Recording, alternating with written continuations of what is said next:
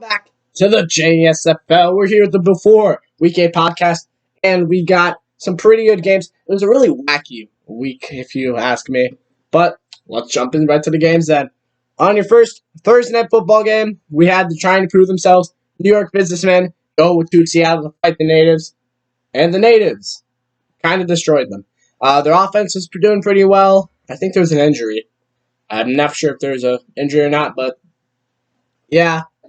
But New York's offense scored 0 points. There was a kickoff return by Eugene Green, our first kickoff return of the season, so good job to Eugene Green. After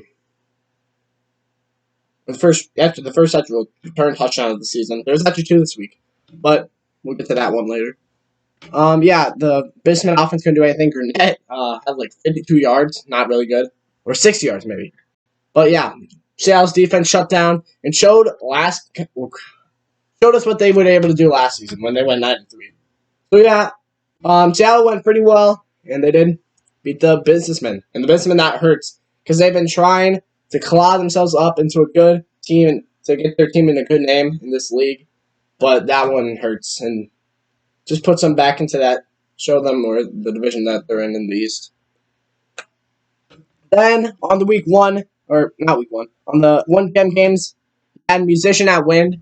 Musician gained their revenge in Kansas City, 31-20, I think was the score. The Wind put up a good fight, but the Musicians just had a better game. Then, not too much on that one. The second 1 p.m. game, this one was pretty close to the ending. 2 pick-six interceptions by David Medina in the fourth quarter, and that shows why he was Defensive Player of the Year last year. Really, him and Roland Lemus are the top two fighting for it right now. And Byron Baxter way in the back, but those two are really the ones fighting for DPOY. But yeah, Daxon, I think, had 3 interceptions in all that fourth quarter. Really could have led his team to a win, but just missed opportunities. Then he had the Pirates and Forgers at 4:15. Pretty close, but it really wasn't. The Kendall Hastings and it was them, I'm pretty sure. They always got into the red zone. I think they kept throwing touchdowns. It was really windy. It was super windy. Punts would barely go anywhere, and that actually leads us to our first punt return touchdown. It was a punt. It was really bad because of the wind, and Nestor Hood just scooped it up in a 51-yard return touchdown. So the rookie, his first touchdown, to one of the highest, I think, probably the second most hyped up rookie, who hasn't really done that much for Houston, but he did get the touchdown there, and so yeah. Good job to Nestor Hood. Then, the other 4:15 game, Earthquake at Gila Monsters. Really close till the end there. Well, it was really close the whole way. The LA, they put up a good fight, and then they scored. Phoenix had to make a game-winning drive, they did. And then LA had a little bit of time. They actually did get really close. Patrick Patterson, he went off. I think he had 7 catches, 105 yards, so good job, Patterson. Yeah. It was a really good game to watch. I mean, some of the game didn't record, so that sucks, but hopefully it's the highlights and then some of the game. Then you had the Bats at the Predators, and the Bats, I told you, they're not a good team, and they're showing it. Edward Phillips, not the guy next year. I'm sorry, Bats fans, but not going to do you anything. Even if he progresses a little bit, I don't see this guy becoming like a Sean Richardson, Kermit Poe. He's not going to. I think his highest could be, let's see.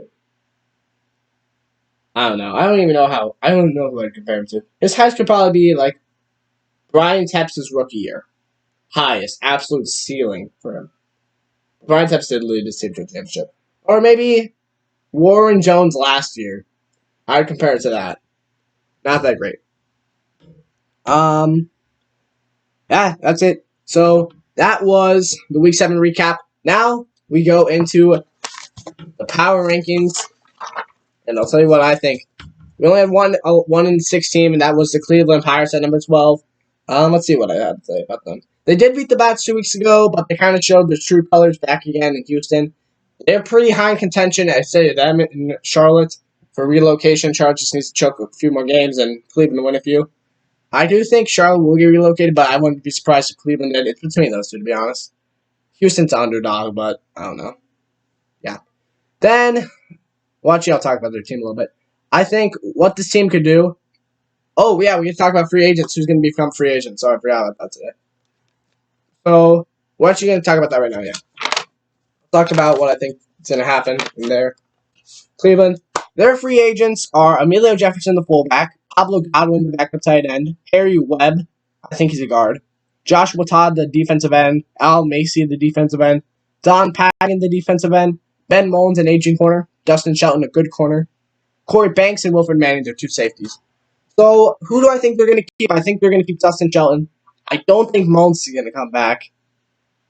I do think Pablo Godwin will come back. Corey Banks and Wilfred Manning, they'll probably keep one of them and draft the safety in the draft.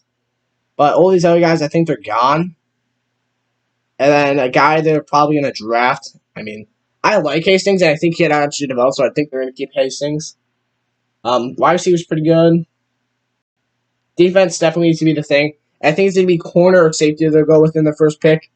Their defensive edge does need help, so maybe be or we'll see what they do in the offseason, but see, is there any good pass rushers in the offseason? I'll have to look at this quick. The best pass rusher is Peyton Wettis, so it's pretty good, but I don't know if he'll leave Atlanta. We'll see. Then, well, he's more of a DT, so the best pass rusher is Ernest Coleman. He's pretty good. Anyone besides him that they'd take? There's not that many pass rushers. Benjamin Jones is more of an inside guy. Gerald Lush, an inside guy, plus he's aging. But yeah, not too many pass rushers in this draft. In this free agency class. But yeah, we'll see. And Ernest Coleman might go back to Seattle, so who knows who they'd be able to get. They'd probably draft. They'd probably draft the end now that I'm thinking about it, yeah. But yeah, this team needs to get better on the defense side. If this team had a really good defense, I think this would be a good team. And they could probably maybe make a wild card next year. So we'll see how it goes for them. But number 11 is the Charlotte Bats 2-5. I've never been fond of this team, plus they're only 2-5 team. So yeah, let's get into it. They're free agents. Roger Andrews, their backup running back. Jack Knott, their tight end. Carl Cox, another tight end. Rick Red, a tackle. John Joseph, a guard. Carlos Slays at DN and Gerald Lush at DT. So not too many important names going off. I think Jack Knott's gone. Carl Cox, I think they're going to resign. I like Carl Cox a little more than Jack Knott. They need to get a receiver in the draft. I don't know if that's going to be the first pick, though. John Joseph probably will come back. I don't know about Roger Andrews. They might just get a guy later in the draft. Don't spend the money. Carl Slade's probably gone, so is Gerald Lush. What does this team need, though? Oh, it's quarterback. Quarterback, yeah. They'll probably get quarterback. I'm hoping they get Chad Harrison. I'd love Chad Harrison if he went to Charlotte. That'd be a pretty good matchup for me. It's not that I don't like the Charlotte team. I just don't like the way they're playing. I don't think they're a good team at all. Yeah, it's not a good team right now. But yeah, I think they'll go quarterback, and I'd probably be Chad Harrison if I had to think about it. Then at number 10, it had the Houston Enforcers. They beat Charlotte. They beat the Cleveland Pirates last week, but it wasn't as good as I was hoping for them to do. I think Nestor Hood hasn't been producing. They need to probably move the slot. Try Bobby Murphy outside. I think he did okay outside last year. If he even played outside, I don't know. But I think Bobby Murphy's better fit outside. And Nestor Hood, I know they like to speed on the outside, and that's what he played in South, but he's not doing good against these corners. So you need to move this guy to the slot, and I think he can make some better things happen to you. I think he has a better ceiling than Bobby Murphy. Bobby Murphy, he's in his middle ages. He's got a few good years, but Nestor Hood is young, and he's hungry. And if you move him in the slot and he can develop in the slot, maybe he can be a better outside guy for you later, if you want. But if he isn't happy here in Houston after next year when it's free agency time, or maybe he wants to trade this year, I think you need to put him in the slot. Hopefully he develops. If not, he might be out of Houston, and Houston might be okay with that. Might be a bust, but you're hoping not. Free agents, Alfred Norris, Ted Evans, both their running backs. Malcolm Perry, their Pro Bowl tackle. Oh, no, not Malcolm Perry, he's a guard. Mel Dexter, their Pro Bowl tackle. Mickey Keel, defensive tackle. Ulysses Shackelford, their corner. John Reed, their free safety. And Raymond Mitchell, their strong safety. So, pretty much all their secondary starters besides DeAndre Shoemaker would be gone. Ulysses Shackelford, they'd probably bring back. Keep his defense alive. I think John Reed will come back. I don't know about Raymond Mitchell. They drafted Shaquille Saad. And in the draft, and he might be the backup.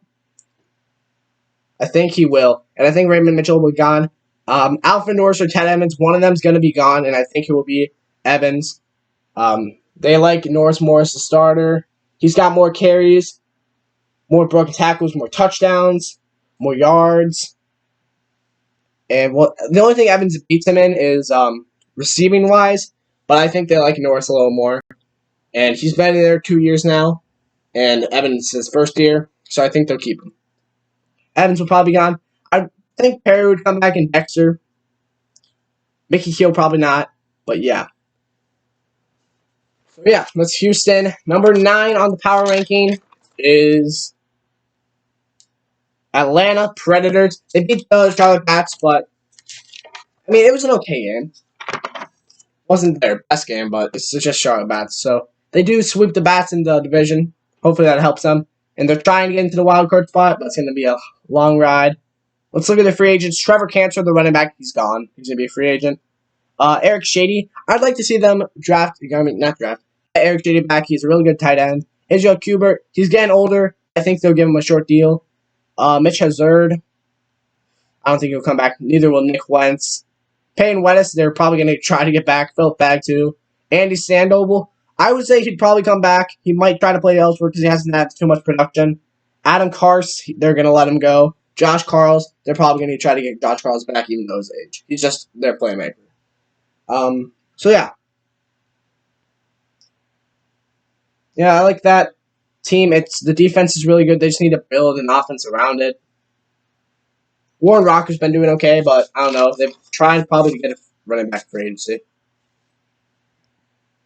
Number 8 now, we got the Minneapolis Fishers. They beat, they lost to Detroit Power this week, and that was really not, Tony Daxton not helping them, but they do have the number 1 pass offense in the league. A little bit of a spoiler for you guys.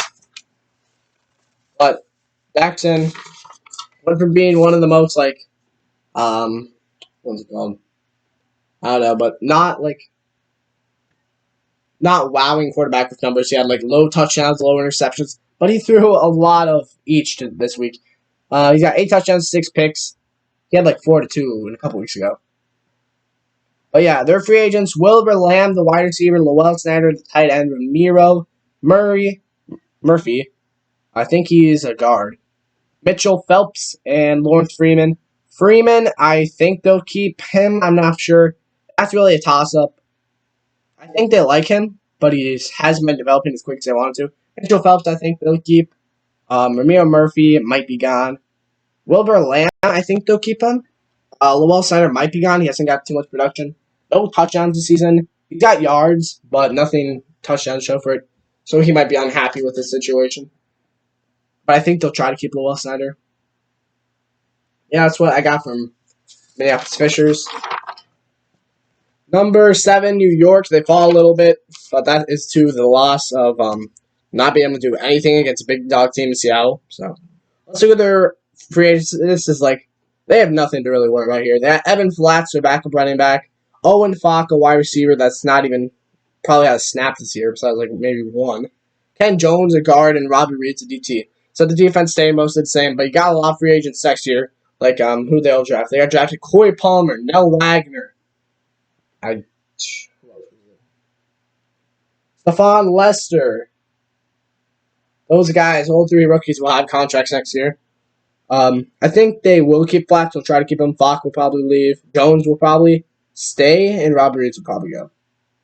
So yeah, that's it for them. They just weren't able to keep up with the big dogs this week. Hence why they're number 7. And maybe they bounce back and beat a good team. If they beat New Orleans or Phoenix, or maybe even if they beat Kansas City, I think that'd be a pretty good team. Detroit, I definitely would think they're pretty good. Yeah.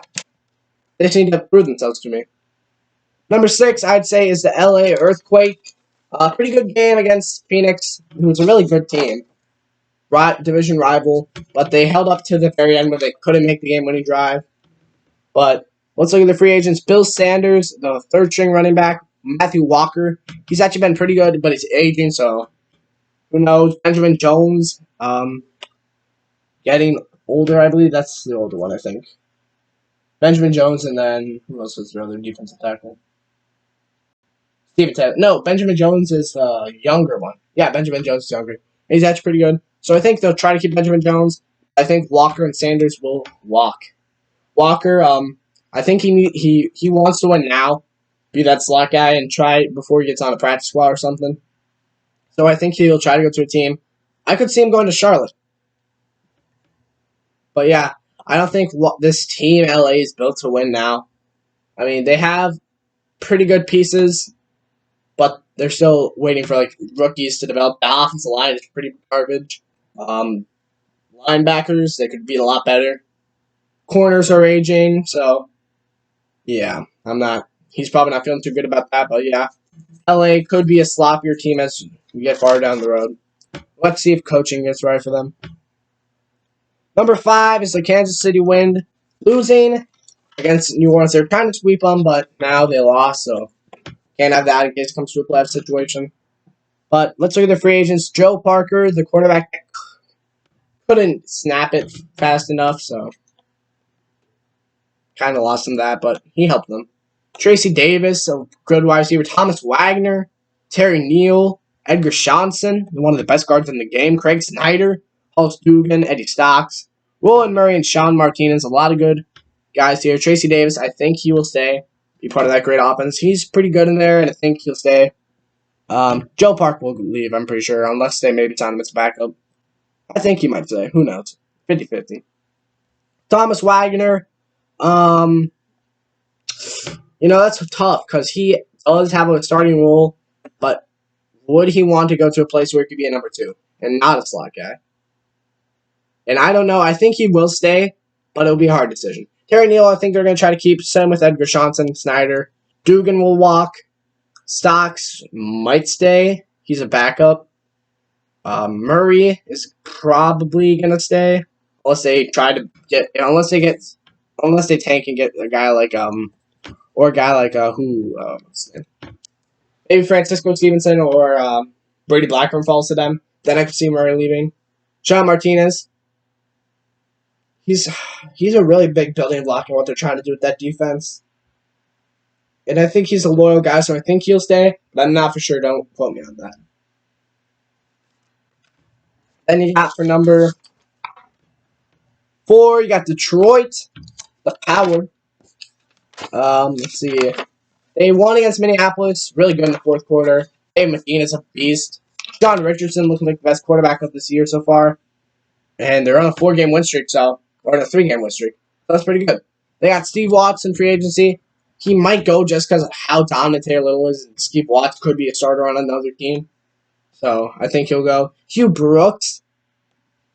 I don't know. This defense is off and on. He does have a great quarterback in Sean Richardson. So that probably persuades him a little bit. The offensive line besides Angel Parks is great. I don't know. Hugh Brooks, I'd say there's like a 70% chance of him staying. But who knows? He might want to be on a better team somewhere like, who's a good team that needs a wide receiver? New Orleans. He could go to New Orleans and pair up with those guys, but who knows if he wants to go with an agent of guys. Let's see. Phoenix, that could be a really good team. That needs another wide out. I mean, Hank Whoop is doing good. Esteban Silvestris has had breakout games too, so who knows? But if you put Hugh Brooks on that team, definite championship win, probably. Herbert Kelly will probably stay, even though he's aging. Angel Parks, I don't think he's going to stay. I think tackle will be a pretty second-round pick, probably for Detroit, or first round, probably maybe. William Torres, he's been, let's see, what is his stats? 2016, 1, 2, 1. I mean, he's been okay. Definitely not as good as he was in Kansas City. But I think Kansas City has a really good scheme for their right outside linebacker. Oh, no, I think Detroit's been trying to put him as a coverage guy, and he's not really that. So he might leave. I think he'll leave and try to get to a championship team. Aaron Chandler ain't going to stay. Elias Moss ain't going to stay. So, yeah, that's Detroit. Number 3, you got the Seattle Natives beating New York, showing how they were good last season. They go to number 3. Their free agent 6 is looking like Henry Harris, the halfback, 3rd string. Dallas Crawford. Jordan Penna, the tackle. Boyce Ainsworth, I think he's a center. Ernest Coleman, the D-end. John Lee, their free safety, and Bruce Goodman, their strong safety. Harry Harris will go. Dallas Crawford, I think, will stay. He's on a dominant team and a great wide receiver, number 2 for Poe. Jordan Pennell will leave. Boyce Ainsworth might stay, might leave, 50-50. Ernest Coleman, I think they'll want to keep him. He's a great pass rusher. Hasn't been too great this season, so he might want to leave. He's got 11 solo tackles, 15 assists, 6 TFLs, and 4 sacks. He probably could do better numbers on some other teams, but I mean, if you're getting the rings, I wouldn't be complaining too much. Or who knows? Well, they're not really getting any rings yet, but they're a really dominant team. Sheldon Lee, I think he'll stay. He's been doing great. And Bruce Goodman, who knows? I mean, he does do pretty well, but who knows how long Seattle wants him before they replace him. So maybe he goes to another struggling secondary team like Minneapolis. I mean, they could do it with a Bruce Goodman. Cleveland, that could be a really good situation for Cleveland. They get a pretty good strong safety, could help them for a year or two. But I don't know if Bruce Goodman want to go to that because he's aging and he might want to play for a better team. So let's see. Good teams for strong safety. I don't. No, Phoenix wouldn't do it because they have a really good young guy. Let's see. Who else is Kansas City? Maybe. No, they got Ricky Goldens. I don't know, but Bruce Goodman might have to go to a bad team, or maybe he'll just. I think he might save Seattle just for that reason. That none of the really good teams need safety. Just take his chances, and yeah, that brings us to number 2. And I do have a Phoenix Gila Monsters. They didn't really impress me as much as I thought they would against LA, and that's really gonna persuade me there to putting them at number 2. They have a lot of agents. I think that's the most. Brian Tepps, Julio Jokes, Hank Whoop, Neil Mendoza, Jake Reed, DJ Drake, Riley Kopp, Daryl Schott, Corey Randall, Jordan Jackson, Byron Baxter, Carlos Young, Alfred Ford, and Dexter Sex. So all those guys are big impact players. If they lost all of these guys, they'd probably go 0-12. Brian Tepps they'll try to keep. Julio Jokes they'll try to keep. Whoop they'll try to keep. Mendoza they might let slip.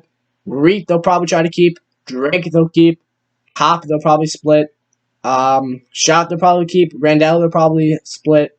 Jackson, just because of how much hard it might be trying to bring one of those guys in, it's 50-50. Baxter, they're definitely going to try to keep. Young, they might actually let him go, because Ford has been really good. The Ford they're going to try to keep, and Sex are going to try to keep. But that's a lot of try, so we'll see what happens there. Phoenix, this might be their last chance to get another ring before it maybe goes downhill, because their team has some holes in it if a lot of these guys leave. And the number 1, that is New Orleans. Pretty good game redemption against Kansas City. That's the only team that's beat them, and now they get redemption. So we'll see. But yeah, here's their free agent. Steph Skies, aging. That's actually a really good situation. Did they let the rookie that they drafted, Cole Nicholas, play? The only rookie quarterback that hasn't played? Or did they keep Steph Skies around? I don't know. He's thrown more interceptions than he did last season. Does he have the strength in him to keep going? Or do we see him go somewhere else? Like LA, Charlotte. Maybe Charlotte doesn't want a rookie quarterback, and they fill another hole like, what do they got? Wide receiver. Maybe they take the best wide receiver and who's the best guy? He had a really good catch, in my opinion. Hogan Miller. Maybe they're trying to get a Hogan Miller, but I don't know. Maybe they trade down to try to get more draft picks. I could see him going to guys. Charlotte, true, trying to get those guys some wins. But yeah, that's a really interesting quarterback. That might be the most interesting quarterback in free agency, him and Brian Tepps. So then Leonard Roy, he'll leave. I don't think he'll stay. He has a lot of talent. He's getting older. But I don't think he wants to be drugged down by Owen Castle II. Would definitely be a starter on another team. I don't think there's any chance Roy wanted to come back. Jesse Flowers, I mean, he still gets pretty good production, but the rookie Warren Bishop has been taking a lot of it from him. So that's really another guy that might be frustrated with the situation. Eric Mathias will stay, probably. Jamal Saul will leave. He might not even play next year. He might retire. And Joseph Davis, I think, will stay. Maybe not the best fit for New Orleans, but I think he'll like it there and stay. So New Orleans not too many pressing situations, but a few. And that is it for the power rankings. So after all the free agents and power ranking stuff, we get to the MVP race. Well, a lot of you come here for. 10. There's a big dump off from 9 to 10, by the way. Is Ross Williams, once of the LA Earthquake. I'm not going to go through stats just because we did the free agents thing today, so I'll go through stats next week. Unless we have another big thing, but yeah. Number 9, Joey Adams of the Charlotte Bats. Number 8, Brian Tepps of the Phoenix Skill Monsters. Number 7, Seth Skies of the New Orleans Musicians. Number 6, Kermit Poe of the Seattle Natives. Number 5, Sean Richardson of the Detroit Power. Number 4, Julio Jokes of the Phoenix Skill Monsters. Number 3, Owen Castles of the New Orleans Musicians. Number 2, Willie Rogers of the Kansas City Wind. And number 1, Taylor of the Detroit Power. The MVP is coming back. Trying to get it twice in a row. And I wouldn't be surprised if he did. He's really good. Back to the playoff picture. Relocation stats: Cleveland Pirates 1-6. In the hunt, Minneapolis Fishers 3-4. And in the number 1 spot, LA Earthquake at 3-4. 6th seed is Kansas City Wind at 4-3. 5th seed is Seattle Natives at 4-3. 4th seed New York Businessmen at 3-4. 3rd seed Detroit Power at 4-3. 2nd seed Phoenix Skill Monsters at 6-1. 1st seed New Orleans Musicians at 6-1. So that is that. Now we get to stuff over here. I think I screwed something up, but so what could I rip out? I have no idea what I ripped, but okay. But anyway. Okay. Alright, I'm not gonna worry about that. We got quarterback, we got tops. Quarterback tops, completions, Tony Daxton with 172, attempts, Tony Daxton 244. Yards, Tony Daxton 1,829. Touchdowns, Seth Skies with 12. And interceptions, Terry Foster with 10. Halfback tops, attempts, Taylor Little with 144. Yards is Owen Castles with 805. Touchdowns, Willie Rogers with 10. Broken tacklers, Taylor Little with 37. Wide receiver tight end tops, receptions, Danny Edwards, 45. Yards, Albert Moore, 542. Touchdowns, Warren Bishop and Ron Foyle with 6. Defensive top, solo tackles, Dan Marino, 46. Assist, Alan Clemens, 36. Tackles for loss, Luke Frankie, 15. Sacks, Roland Lemus, 17.5. And turnovers, Brian Tepps with 6. So, yeah, mostly everything stays the same. Defense will stay the same, just grew some numbers. Edwards, he pushes ahead where he was tied last week, but now he pushes ahead to number 1. Moore didn't have that much bit of a game, but he had 37 yards, but he still stays number 1. Larson's kind of ringing up on him. And then Foyle ties up with Bishop now. Attempts Little, I think, was tied for first last time. He's 1 more ahead of Willie Rogers. Castles, he pushes out of nowhere. Touchdown, Willie Rogers is the same. He didn't even have one. And Little adds reaches, broken tackle carry. I think Daxton held yards. No, Foster had yards last week. Daxton pushes ahead in some categories. Sky says the same. And Foster takes the lead, I believe, for interceptions. So, yeah, that's that. Let's go to offensive defense, and then we will go out for week 8. And then we'll be done. So, offensively, the worst offense in the league is the New York Businessmen. Then 11th, Predators. 10th, Enforcers. 9th, Bats. 8th, Pirates. 7th, Power. 6th, Gila Monsters. 5th, Natives. 4th, Earthquake. 3rd, Fishers. 2nd, Musicians. And the 1st, Wind. Worst rush offense in the league, 12th, Earthquake. 11th, Fishers. 10th, Bats. 9th, Businessmen. 8th, Predators. 7th, Pirates. 6th, Enforcers. 5th, Wind. 4th, Natives. 3rd, Power. 2nd, Musicians. And the 1st is the Gila Monsters. Passing offense, worst in the league, goes to the Enforcers. 11th, Predators. 10th, Businessmen. 9th, Gila Monsters. 8th, Power. 7th, Natives. 6th, Pirates. 5th, Musicians. 4th, Bats. 3rd, Earthquake. 2nd, Wind. 1st, Fishers. Defensively now. Worst defense in the league goes to the Kansas City Wind. 11th, Predators. 10th, Power. 9th, Businessmen. 8th, Fishers. 7th, Bats. 6th, Pirates. 5th, Gila Monsters. 4th, Earthquake. 3rd, Enforcers. 2nd, Musicians. 1st, Natives. Defensive rush. Worst in the league goes to Earthquake. 11th, Wind. 10th, Predators. 9th, Bats. 8th, Pirates. 7th, Fishers. 6th, Businessmen. 5th, Musicians. 4th, Power. 3rd, Gila Monsters. 2nd, Natives. 1st, Enforcers. And defensive pass. 12th, Power. 11th, Wind. 10th, Predators. 9th, Businessmen. 8th, Fishers. 7th, Pirates. 6th, Pats. My bad. 5th, Gila Monsters. 4th, Enforcers. 3rd, Natives. 2nd, Musicians. 1st, Earthquake. So that's your defensive offensive stats, and I need some water. Oh, that's a lot. But anyway, let's go into my Week 8 predictions and bold prediction, I guess, and we'll go recap. Thursday night primetime, we got the Houston Enforcers going to the Kansas City win. I think this game going to go to Kansas City. I think it will be a decently close one, divisional matchup, usually close. Kansas City, 2 straight home games. I think they'll ride that crowd after losing their first one of the 2 straights and then beating Enforcers. Bold prediction. Willie Rogers will put 75 yards up at least against the Houston Enforcers' top-ranked run defense. They're still top-ranked, right? Yep, they're top-ranked in the run defense, and they will put up 75 yards in total. I'll go in total. I don't know if Willie Rogers posts up 75 because maybe he gets injured or something. If Willie Rogers gets injured, it will not be 75, but if he doesn't, there will be 75 yards put up on the rush offense. But yeah, I have the wind of winning. 1 p.m. we got the Natives at Pirates. Pirates actually almost won this one last time. Not earlier in the season, but last year, whenever it's later in the season. But earlier in the season, when these two teams played, the Natives dominated. I think it will be a Natives win, but not as much domination. The Pirates have improved a little bit. But current opponent still going to toast them. Bold prediction. Kermit Poe, 3 total touchdowns, either running or passing. Power at Businessman. Power. Oh, actually, the Businessmen have another chance to prove themselves. But I think the Power, 3-game win streak, make it 4. Little will have over 100 yards. I'm just going to predict it right now. He's just a monster.